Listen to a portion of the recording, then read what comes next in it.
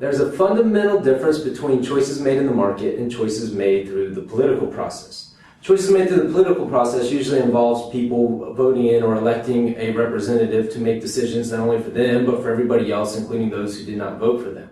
But choices made in the market involves people weighing their own costs and benefits, and only doing those things where the benefits outweigh the costs, and not doing those things where the costs outweigh the benefits. Sometimes it's hard to get students to understand the difference between choices made through the political process and choices made through the market, and for that matter, understand the difference between, say, government spending and spending through the private sector.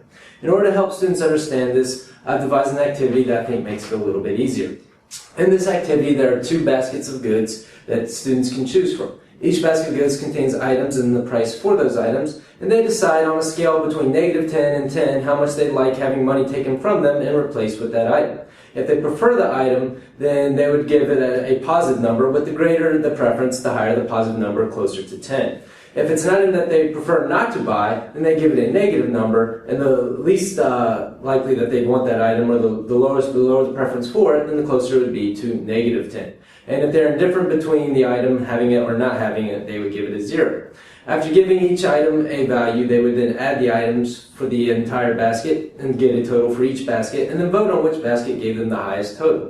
Now, after the entire class votes, you sum up the votes and decide which basket received the most votes. And the basket that won or received the most votes, that's the basket that everybody would get regardless of which basket they voted for. This is fundamentally different from the way that you make choices in the marketplace.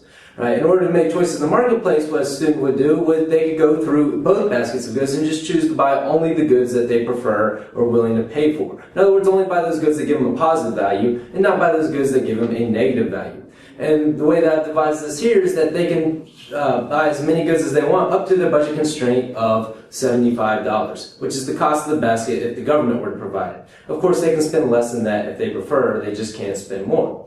And what happens in just about every single case is that students get a much higher value through the market method of choice rather than through the political method of choice, because again, they choose those items that they hold dear, or the ones where the benefits outweigh the costs, and they don't choose those items where the costs outweigh the benefits.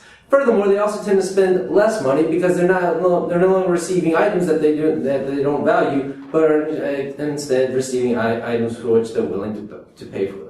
Right? So through this activity, students can more easily and fundamentally understand the difference between the political process and its distribution of goods, and through the market process to where you can buy those things in which the benefits outweigh the costs.